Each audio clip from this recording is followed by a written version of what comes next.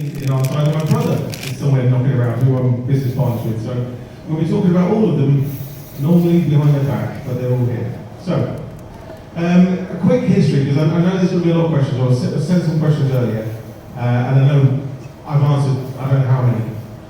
If you need to, it's very simple, like Matt, M-A-T-T, at lancasterbrewery.co.uk. You can ask here, they'll get you it, and you can send me an email if you need anything specific, and I'm happy to help. So a quick 5 minute synopsis of how the company started. Myself and Phil met each other at university back in 1990, and the rest was history. He did very well, he studied, I did not, I went drinking. I actually stood for a sabbatical position for the Students' Union. Not necessarily Lancaster University, I was at Martin's College, you guys won't even know this. It was a college of the university, now it's University of Cumbria. And in that year, I developed the bar there. It lost money every year, the student bar lost money, and I did well.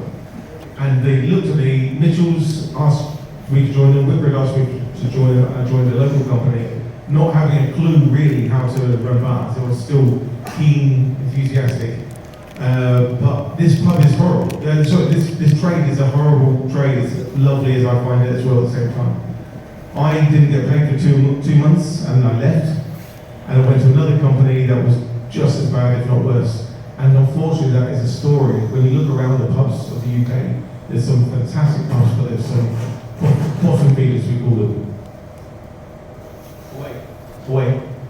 Yeah, bottom feeder pubs, they scrape the barrel, I've got the worst demographics of society, drinking to excess. I was running them pubs. However, I was doing rather well. I had a few incidents, being chased around the pool table with a crowbar. We had some Hells Angels actually lost part of his brain in one of my pubs after a fight. It was pretty grim, but I got lucky with a few toe rags. And one of the guys, he still lives in Lancaster, he's very old now, but he protected me because he respected what we were trying to do. And it made me invincible. And because of that invincibility, I took that on to every single pub I did. Finally, I got my own way in 98, and I got a pub in Bristol where I was able to do some of my ideas.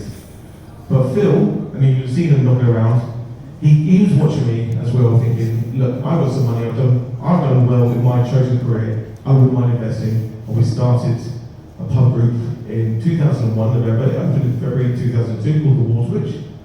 And it was, it's difficult to explain. 55,000 was the rent, 15,000 was the rates, and we were taking £1,500 a week. That was back then. And we only had £10,000 spare, £40,000 loan we bought this with, £10,000 spare to do the place up.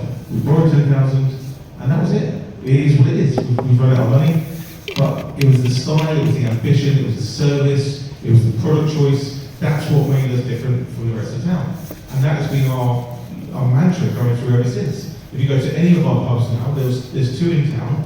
One on the station, Tyson Lock, is a good example. The Sun Hotel is not off favoured, that's rude to say because they're all favoured, but it's the celebrated one, so you'll probably know the Sun Hotel with any other pub.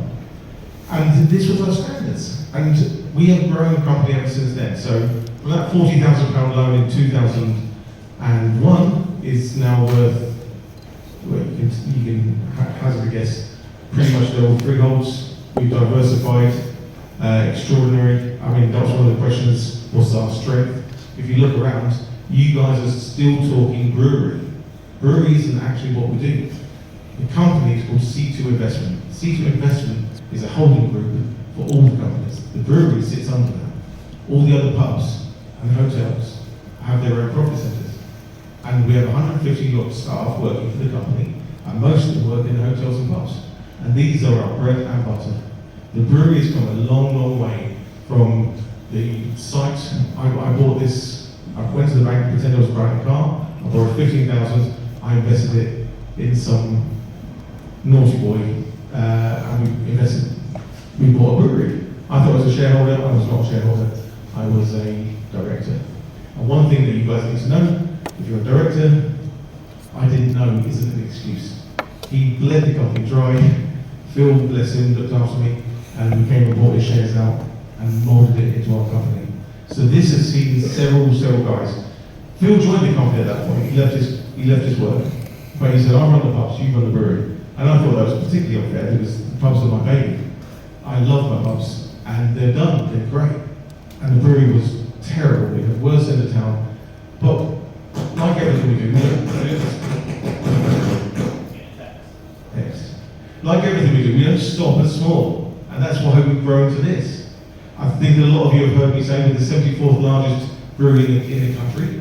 That is just the most irrelevant statement you can imagine. It's not ego, because as soon as you go over a certain size, you're in a new duty bracket from the government. You will lose money very, very quickly. And it's about how you manage that. And we walked into this disaster. And I don't know what year it was. Mark, you might be able to tell me when we downsized again? 2013. We sat back, I took a month off work, I came up with, I don't know how many different spreadsheet models to say, what can we do, what can we do, what can we do? And I think we ended up in 5B, where we were just going to brew blonde, and other little breweries brew our other range. We never stick to a plan. I mean, we are very fluid, and we can actually argue a point and move on. But that was a decisive moment when we realised we're not going to be a 30,000 barrel plant. We're going to come back down to 7,500, 8,000. We've got to outsource our bottles to make sure they don't touch our duty here. So we've had some massive grief over the years. We've had a lot of luck, but you should never forget the downside as well. This thing here was a dream some time ago. I was saying to Phil that we've got all the equipment to make a distillery, apart from the still. But that was a lie as well. That's another 200,000 investment sat there, and now it's going on to another several £100,000 investments in the garden. As you walk past, you'll see the development. Two warehouses are going in, so we can start making whiskey, as well as obviously carry on with our vodka and gin. So again, it's about our diversification. We have imported Czech beer, imported German beer, we have our crisp line, we have a cider line, and we're a wholesaler, but with a bit of a difference. These are our brands, we own the brands, and it cements the quality that people associate with Manchester Brewery. One of the diversifications we did was we withdrew from national accounts. We still send to some national accounts, but we don't call them, we don't wish for it. They'll come to us and they'll pay our price. We keep it local, we keep it regional, and the brand is so strong, it's believed in. The customers aren't you. The customer that we're fighting for is the landlord. Finally it will get to you, but that's our customer. And if they're confident in our brand and our procedures and our qualities, we make the sale. The other breweries are struggling because there's no quality control. 100 in the country have food standard accreditation. There's something like 35 that are cask mark, that's being by the till. So it means that we are credited as a brewer to sponsor other pubs. And I think there's only 7 breweries, you can correct me if I'm wrong, that are grain to glass. So we have a distribution charter. So we will sign up to say that beer will reach your cellar within 10 hours.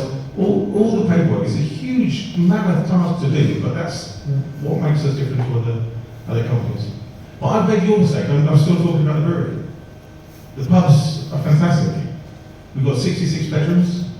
Capacity-wise, it's astonishing. Please go and, if you haven't, you're a student, you should be drinking, support your pubs. But you should be drinking in the Sun Hotel and the Time Lord Brothers. And you'll find all our brands, and that's when your parents come over, that's where you take them to, oh yeah, Mum, Dad, this is where I drink normally. Yeah, and we don't know how to clue you are. So do get in. Prove me wrong that students can drink, because it's a lot different from my time. So I wouldn't mind taking a few questions. I don't know how you want to do this, if you want to, because I couldn't move for like 40 minutes back here.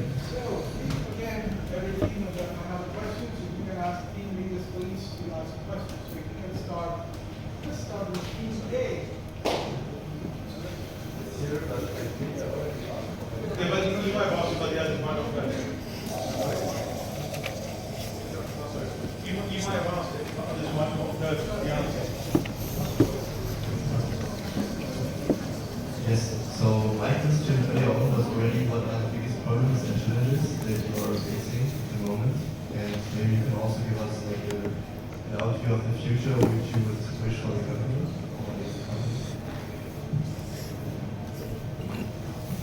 So I learned this one from Phil, and he's right about a lot of things, and he's right about this one as well. We spend 80% of our time concentrating on 20% of the business, because that's the trouble part of the business.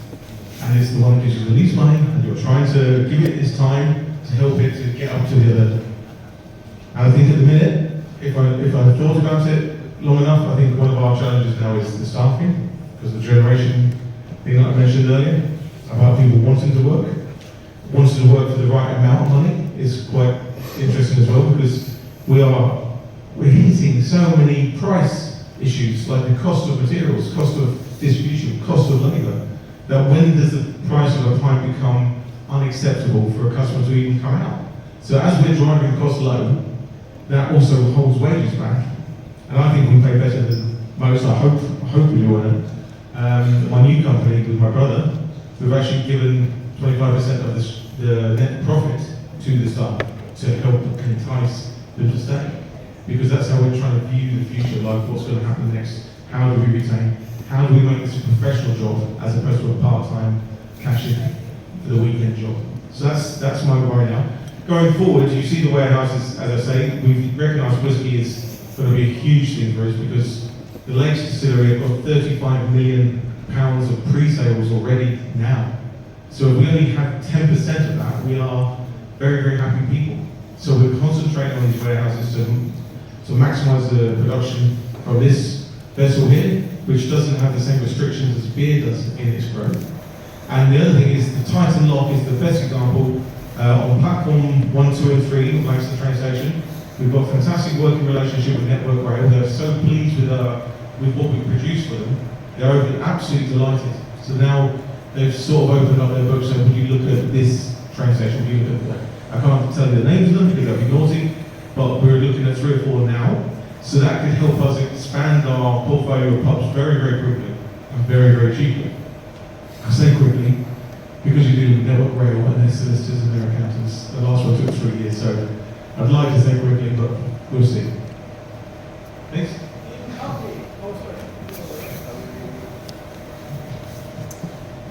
So my question is, you have a nice place here. Which kind of events do you organize here? How often is it? Yeah. I tell you what we don't do here is enough student parties. You've got enough societies and clubs and sports to all have your annual walk down here, but you don't see it. One thing we do coming up is the Christmas markets. That's the weekend. It's almost like an advert, thank you. The weekend of the 27th of November? 24th, is it? I don't know what day it is. So it's the last weekend of November, I know that much. It's 3 days down here and it's packed. The whole place is taken over. Outside, further down, stall holders for Christmas gifts, but mostly drinking. So that's fantastic. And carol singers, don't forget the carol singers. We have a food and drink festival in May, first weekend of May. We have the Frulen Fest in February, mid-February. So that's a German, one thing we've got is a massive warehouse in February doing nothing. So we invented this German beer thing. We have seen it in writing somewhere, but we actually don't know what it is, but we've taken it on. So we have the Frulen Fest here. Every weekend there is something going on here. So we're trying to turn it more into a wedding venue, christenings, birthday parties, retirement dues, and it's full. Last night, because we've got so many houses now built up around us, the guys have taken on doing a quiz, just literally for the local population, and it was packed. It was 16 teams in here last night doing the quiz. But it's all represented online on social media. So rather than saying that we're open on these times, we'll tell people when we definitely are open, because we don't want people coming from Preston or Kendal for the day out, they get to the brewery, it's a private function, because that would annoy me. So we'd rather annoy people, we promote what we do and when we do it.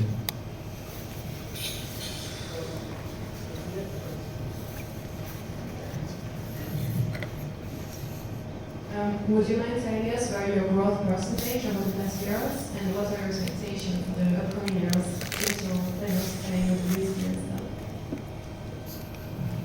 It's quite a nice setup question, that, thank you.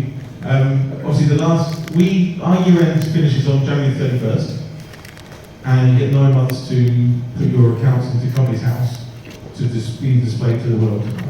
I don't know where she is, but somebody's been looking at my company accounts earlier. And 2002, so that's January 2002, wasn't the best. I think we turned over 5.8, and it was about 280,000 net profit after adjustment. So it doesn't sound great, but what the thing missing there is that was our COVID year. So not only borrowing government money, paying government money back, loss of income, massive loss of income. So the fact that we stayed profitable during our final COVID year is actually a testament to the company and the staff. I had the best COVID, I don't know about you. I was allowed out because I'm in emergency service, because I'm in the food industry apparently. So we were able to deliver. So I was out with the team. Most of the time, we just had I was meeting people. I had the best time, no other people didn't.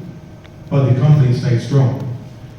So the figures that we're going to be releasing, it'll be after January 31st coming, are going to be maybe four times that, and probably about 7.5 million. Where it goes after that, with roads over there, is another matter.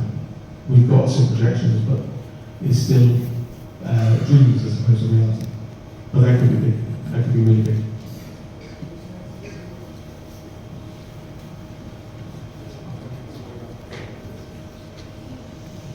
Hi, I want to ask, so far, what are the different strategies you choose to use to target regional, local, and international markets? It's totally different market, right?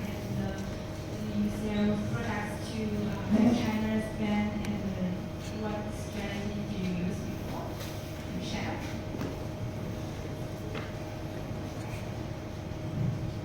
It's odd that I keep mentioning about how fabulous a trade this is to work in, and I do really mean that.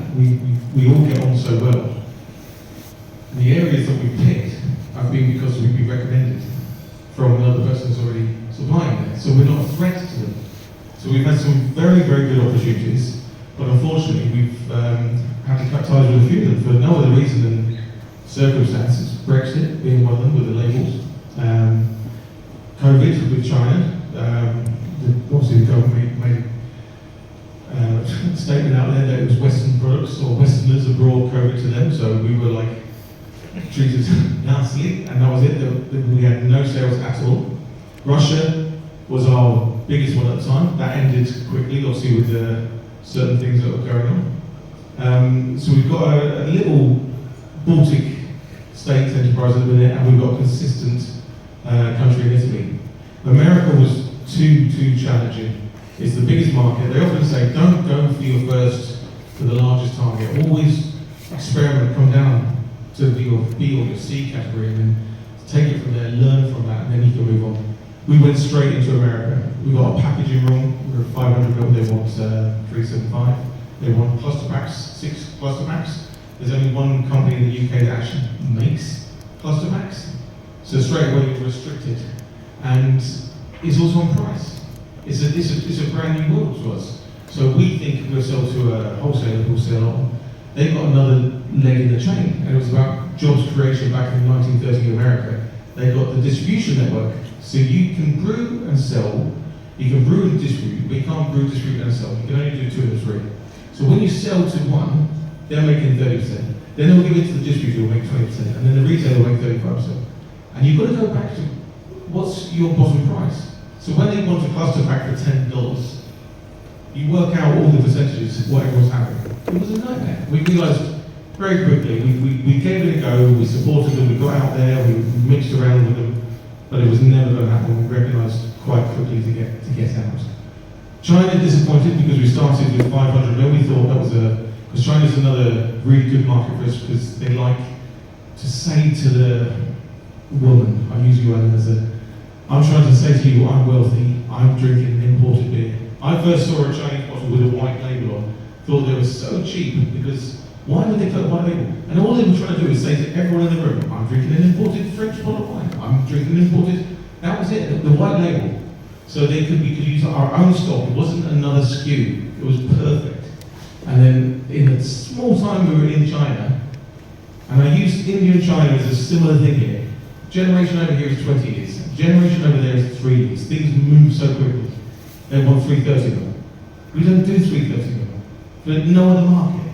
So all of a sudden, our 500ml bottles were out of date. And then we had to find another producer for 330, another storage area for 330, and hope that we got the volumes right to get the price right. And that's something we couldn't do. So, and then COVID came in and wiped that market out completely. Now there are other, we just talked about Nigeria again. It's not the first time Nigeria's been spoken to about an emerging market. And great, but it's all about the introductions. You get that introduction, you can do anything. You've got the enthusiasm, you've got the, I didn't use the word entrepreneur, I don't believe in that word. But if you've got that nous to go and follow a lead, then follow.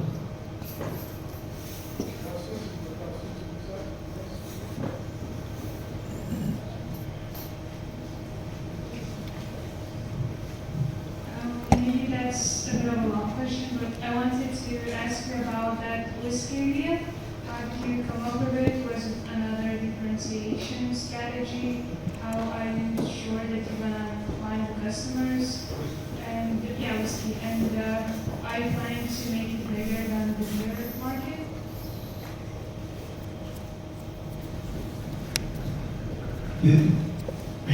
It's the same as like, how did I get into this trade?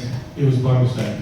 I was running a student bar, I was good at it. Before I was employed as a publican.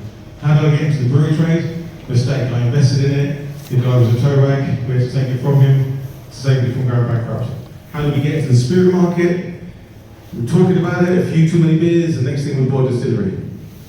Where are we going with it? No, we don't buy little, we don't do little, and that, it doesn't look the biggest, but it's pretty impressive in the scale of things when you look at our competitors. But in the new warehouse, we're actually we've learned so much from this experience. It's about 2.5, 3 years in our market, and it's been quite painful to get the recipe right. Some of the cleaning agents didn't work very well with the copper, or so we were led to believe, so change everything, and binning everything as well, and starting again. But now that we know pretty much what we've done wrong and why we did it wrong, the biggest thing is that pot still can do 500 litres, but it can't, because it's dirty beer. It can only do 400 litres. So straight away we're like restricted again. We've now bought 2,500 in the warehouse. You won't see it, but we're going to put the beer, the wash, straight into the 3,000 one. So when it comes out into the first cut, which is called low wines, we can then put clean 500 litre into there, and we can just make that constant. That can run all day. How many barrels do you want to fill? And that's the thing, it's now a strategy about marketing, which direction we're going. We don't want supermarkets for whiskey, we want that individual, we want that whiskey club. So you pay £1,000, you get a bottle a year for 10 years. That's the future. And that's a different world as well, that's a different team that we're going to have to employ and strategize over. So I do believe the whiskey could, especially with the price of what whiskey is, it could certainly overtake everything. No doubt about it, because we're kind of restricted with the beer. We can't do too much because of the duty levels. And we're happy about that. We found our medium. We're not losing money anymore. So the whiskey might be the direction we go in. And we'll have to change our mindsets. I'm not a whiskey drinker. Don't mind it. Give me 10 pints instead. How do you currently handle competition, and how do you plan to compete and market yourselves in the whiskey market? Great question. I think it's every day as it comes. We keep going on about the marketplace here. We have so many friends. It's not as competitive out there. Of course, it's competitive down the bar, but if we don't get that week or the week after, we'll probably get. We're in the bracket. We're in the kill zone, and we'll get our beer across because people actually want it. In the whiskey, it's a new world. It'll be us, a couple more in England and Scotland. Yeah? And are they going to care for us? No, they're not even going to notice us. One thing that Brexit did, Nicola Sturgeon, everyone loves a good Nicola Sturgeon, she changed the rules overnight to stop any spirit going into Scotland warehouses because she could, because it was open market before, and she was able to close the borders to English spirit. So, the reason we're having the warehouse is because We don't want to pay the money. So whatever comes out of there, we've got to pay the full duty.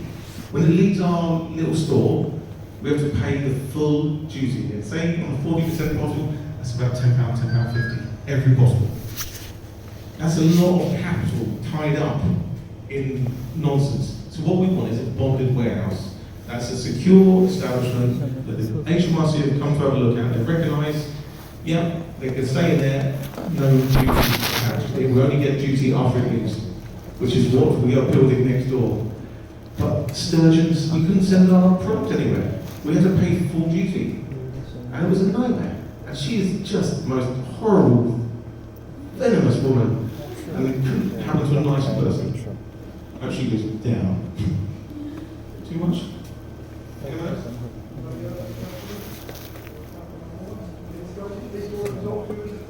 No, who does? What? Your cups in it. No, Scott's not real.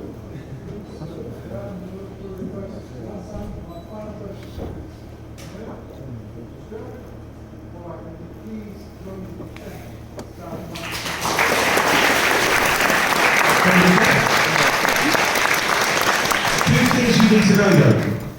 It never came up. The word entrepreneur is a nonsense.